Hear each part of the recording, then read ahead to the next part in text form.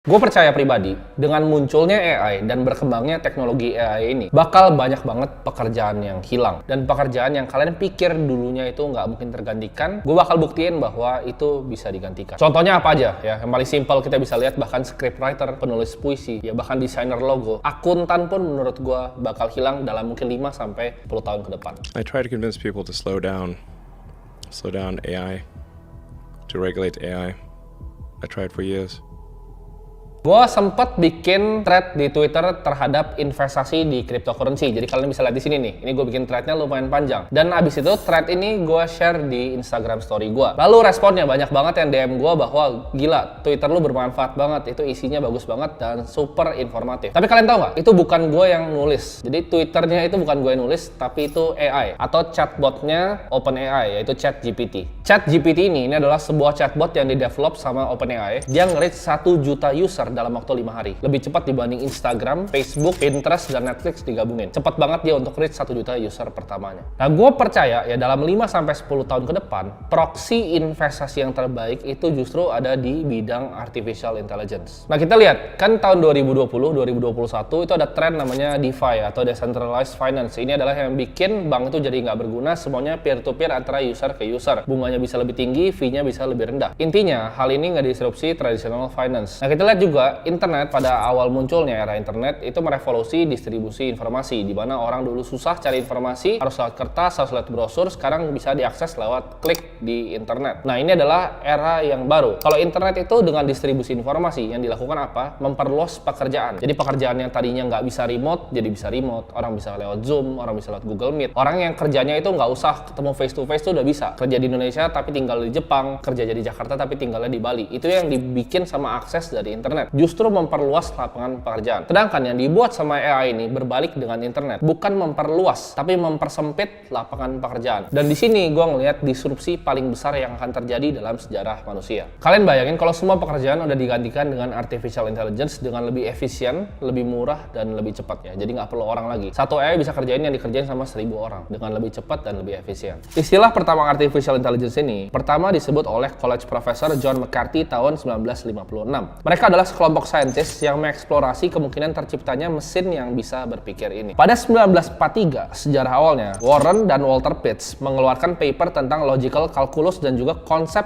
awal dari artificial neural network. Jadi ini konsep yang sebenarnya udah lama ya. Ini konsep dari tahun beberapa dekade yang lalu. Nah, bagaimana sebuah kepintaran mesin ini diukur ya? Jadi ada namanya Turing test yang dibuat sama Alan Turing. Jadi kalau kalian pernah nonton filmnya, waktu itu pernah ada yang cara dia pecahin kode untuk bikin komputer pertama, imitation game namanya. Alan Turing ini yang menciptakan Turing test. Jadi maksudnya apa? Kalau misalnya kita berinteraksi sama mesin, kita ngomong sama mesin, tapi kita nggak tahu yang kita ngomong itu mesin, itu artinya udah lolos Turing test. Berarti dia udah punya pemikiran sendiri, yaitu udah sentient being, yaitu artificial intelligence. Pada tahun 1969 diciptakan chatbot pertama namanya Eliza. Jadi sebenarnya chatbot itu bukanlah hal yang baru, tapi udah ada dari tahun 1969. Nah, pada 1997, Deep Blue Chess AI-nya IBM itu ngalahin juara dunia catur, yaitu Garry Kasparov. Jadi, progresnya cepat banget. Dari tahun 1943 pertama konsepnya muncul, sampai 1997, IBM udah bisa keluarin komputer yang ngalahin Garry Kasparov. Menurut gue pribadi, chatbotnya ChatGPT ini bisa ngalahin search engine-nya Google ke depannya. Jadi, orang udah nggak ada yang pakai search lagi, tapi semua cuma tanya sama AI. Jadi kalian mau tanya apapun itu bisa dijawab sama dia. Ini sebenarnya bagaikan Pandora Box yang baru aja dibuka ke publik. Sebenarnya teknologi ini udah ada ya dari zaman-zaman dulu, dari mungkin 4-5 tahun belakangan, tapi ini pertama kali dibawa ke publik dan bisa diakses sama publik. Publik bisa ngerasain gimana caranya memanfaatkan artificial intelligence untuk pertama kali. Kalau bedanya apa antara search engine dan ChatGPT ini? Kalau misalnya search engine itu kalian cari misalnya gimana caranya masak ya, dia kan keluarin link doang. Sedangkan di ChatGPT ini kalian bisa tanya semuanya ya. Kalian benar-benar bisa tanya semuanya. Dia bisa jelasin konsep ya, konsep-konsep yang kalian nggak bisa cari di Google. Kalian bisa suruh dia untuk nulis puisi, bahkan nulis buku. Kalian bisa suruh dia untuk coding, bahkan bikin thread Twitter yang kayak gue tunjukin tadi. Itu benar-benar fully generated by ChatGPT seperti kalian lihat di sini. Ya. Jadi itu bukan gue yang tulis, tapi ditulis sama robot. Tapi kalian sendiri bahkan nggak bisa bedain, kalian kira gue yang tulis, padahal bukan. Limitasinya adalah seberapa pintar kita bisa nanya dia. Gue bahkan coba untuk bikin portofolio kripto. Gue nggak bikin, tapi gue tanya dia gimana cara bikinnya, risk adjusted return yang baik dari beberapa koin, kayak misalnya Bitcoin, Ethereum, ya, Polygon, dan juga ApeCoin. Gue tanya dia, dan dia jawab seperti ini. Ya. Jadi dia bahkan bisa bikinin portofolio kripto gue tanpa gue harus mikir. Dan ini banyak banget yang mau explore ngelakuin hal-hal, ada yang suruh nulis buku, kalian bisa tulis style script. Nah, kalian bayangin ini baru chat doang. Gimana nantinya perkembangannya kalau misalnya lebih maju lagi. Jadi teknologi itu berkembang sangat pesat karena namanya Moore's Law, di mana ini adalah hukum dalam industri mikroprosesor yang menjelaskan tingkat pertumbuhan eksponensial kecepatan mikroprosesor. Maksudnya apa? Kita lihat misalnya HP ya.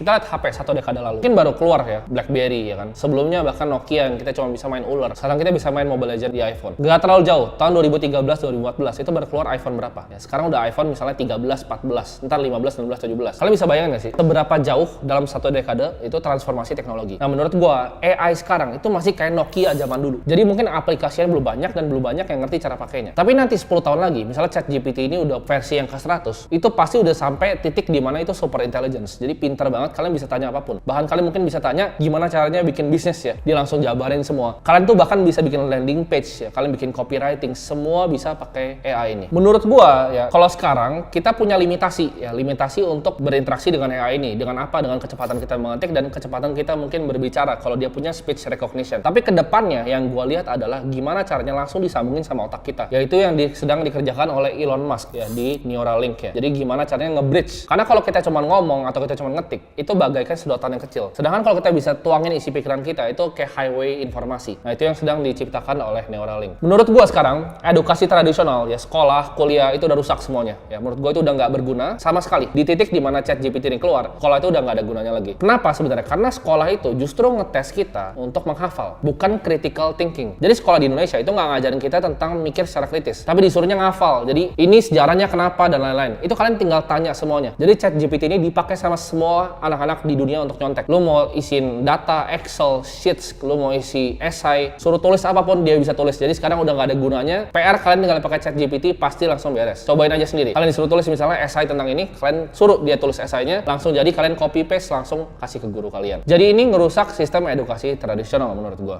Nah menurut gua ya, AI itu nggak cuma akan ada di dunia digital, tapi akan ada di dunia fisik. Maksudnya apa? Kita lihat Tesla bot yang lagi di-develop sama Elon Musk. Kita lihat misalnya perkembangan Boston Dynamics robotnya dari tahun 2011 ya. Dia jalan di batu aja jatuh robotnya. Itu 2011. Sekarang 2022 udah salto-salto ya. Udah lebih jago dari manusia robotnya. Jadi ini perkembangannya ke depan masih cepat banget dan menurut gua ini akan masuk ke dunia fisik kita juga. Nah, ini menurut gua bakal banyak banget kehilangan pekerjaan karena digantikan sama AI ini. Dan ini tergantung kitanya ya. Kita mau takut dengan ini ya, teknologi, kita mau takut dengan teknologi yang akan terus berkembang pesat ke depannya, atau kita mau ambil bagian dalam teknologi ini, kita manfaatin ya. Bahkan kita berinvestasi di dalam teknologi ini. Ini buat dapat kalian sedikit konteks ya, seberapa jauh AI kita. Ini adalah personal assistant dari Google ya. Kalian harus nonton klipnya ini dari tahun 2018.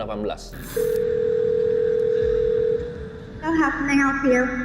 Hi, I'm calling to book a women's haircut for a client. I'm looking for something on May 3rd. Sure, give me 1 second. Sure, what time are you looking for?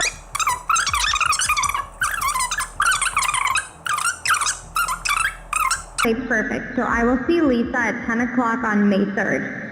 Okay, great. Thanks. Great. Have a great day. Bye. Nah, kalian bayangin nggak sih? Itu orang bahkan nggak bisa bedain antara itu orang atau robot lagi ya. Jadi dia bisa jadi personal assistant, bisa booking waktu segala macam. Jadi PA itu bisa digantikan semua sama artificial intelligence. Tapi kalian coba pikir, use case-nya dari ini apa? Kalian bayangin nggak sih kalau misalnya dia sales call gitu, dia jadi sales, misalnya Hyundai pakai dia untuk jual mobil, sales Hyundai, dia bisa telepon orang dan dia punya data udah kayak main catur gitu lawan Garry Kasparov. Dia udah tahu orang tuh bakal beli kalau ngomong ini, bakal nggak suka kalau ngomong ini, dan dia udah latihan terus sama dirinya sendiri ratusan juta kali diputer-puter. Dia bakal jadi sales terbaik yang ada di dunia, tapi bisa jalan 24 jam dan nggak usah ada orang lagi. Jadi nggak usah ada sales lagi 20 orang di telepon, nggak perlu, cuma satu aja dia bisa telepon semua orang, ngomong sama semua orang. Atau bahkan misalnya investasi ya, trader aja bisa hilang gitu. Bayangin AI ini udah jadi trader, dia bisa backtest semua strateginya ratusan juta kali ya. Udah cari semua probabilitas untuk trade yang paling baik. Bisa hilang juga trader bahkan di dunia finansial. Mungkin ujung-ujungnya semua akan market jadi efisien karena semuanya dikontrol sama AI dan akhirnya hipotesa Eugene Fama akan efficient market hypothesis itu jadi kenyataan. Nah, kalian mungkin tanya ya, urutan pekerjaan yang bakal dibantai sama AI itu apa aja? Ini pandangan gue pribadi. Pertama yang fisik ya, yang pakai fisik. Kalian misalnya jahit-jahit baju itu udah pasti hilang lah. Mungkin 10 tahun udah nggak ada lagi. Itu yang pertama. Yang kedua itu yang low skill level. Low skill level itu apa maksudnya? Akuntan. Kalian pikir, oh tapi akuntan nggak bisa pakai robot. Ini yang gue ngomongin tuh AI, bukan robot ya. Robot itu adalah kalian tanya udah ada specific set of answer dari jawaban robotnya. AI ini enggak. AI itu bisa mikir sendiri ya. Jadi akuntan tuh pasti akan gampang banget digantiin sama AI. Itu akuntan. Itu low skill level. Nah, high skill level itu mungkin bisa digantiin juga. High skill level maksudnya apa? Kalau low kan akuntan. High skill level tuh misalnya bisa jadi direktur keuangan. Itu mungkin bisa digantiin sama AI. Dan yang terakhir ya, kreatif. Nah, orang mikirnya berurutnya 4 gini. Dari fisik ya low skill, high skill, baru kreatif. Malah kebalik menurut gua. Dimana kreatif ini bisa jadi yang pertama justru digantiin. Kalian desain logo udah bisa ya. Ini gua akan kasih contoh ya. Bahkan influencer bisa digantiin. Ini di sini ada namanya, ada website ya. This person does not exist. Kalian lihat di sini. Ini menurut kalian orang beneran atau enggak? Ini orangnya nggak ada dan nggak pernah hidup. Jadi ini orang yang di-generate randomly sama AI. Nah, kalian tahu kan konsep misalnya kalian dulu pas SD ya, kalau kalian animator kalian pasti ngerti. Buku nih, kalian bikin stickman, gambar, terus kalian beginin, dia akan gerak gambarnya. Sama. Kalau dia bisa generate satu gambar, dia bisa generate video. Dia bisa bahkan bikin video persona orang yang mirip nanti ke depan. Possibility-nya itu endless. Bahkan influencer, bahkan news anchor berita bisa digantiin. Semua itu bisa digantiin. Dampaknya apa? Implikasinya terhadap sistem ekonomi kita sekarang. Menurut gua, ini akan terjadi kapitalisme yang sama ya. Yang kaya makin kaya, makin miskin. Tapi ini akan gapnya makin jauh ke level distopia. Dimana yang di bawah ini pekerjaannya hilang semua ya. Jadi super miskin, dan yang kaya ini yang ngerti cara pakai AI, yang ngerti cara tap in ke super intelligence ini jadi super kaya. Ini gapnya akan nge-bridge jauh banget antara yang kaya dan yang miskin dalam 10 tahun ke depan. Menurut gua ini adalah kesempatan terbaik untuk kita mulai cari proxy investasi di mana kita bisa berinvestasi di teknologi ini sedini mungkin. Itulah kenapa sebenarnya gua suka dengan dunia cryptocurrency, karena dunia kripto itu banyak memfasilitasi kita untuk masuk project-project yang berbasis AI. Nah, kalian mungkin tanya, project-project kripto apa yang berbasis AI yang paling bagus, ya kan? Ini juga mungkin pertanyaan yang gue tanya sendiri. Jadi daripada kita pusing pikir, gue tanya aja sama AI-nya. Jadi ini list yang gue tanya dan dikasih.